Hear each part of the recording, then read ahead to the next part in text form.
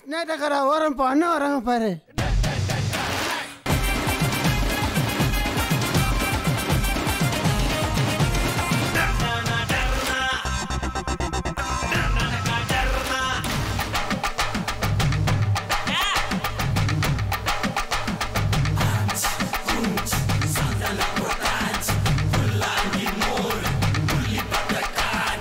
My dedication towards my work, that just reflects, and my songs, my creations are what I am.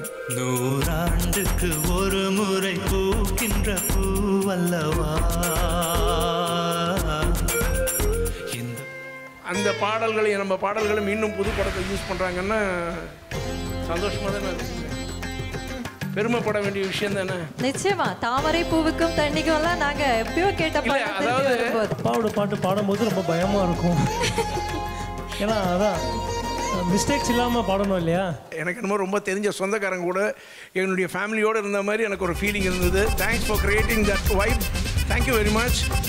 Photo எடுத்துட்டு எல்லாரும் வந்து உங்களுடைய social மீடியாவில் தயவு செய்து அதை ஷேர் பண்ணி உங்களுடைய எக்ஸ்பீரியன்ஸ் எப்படி இருந்தது அப்படின்றத நீங்கள் வந்து தெரிவிக்க வேண்டும்.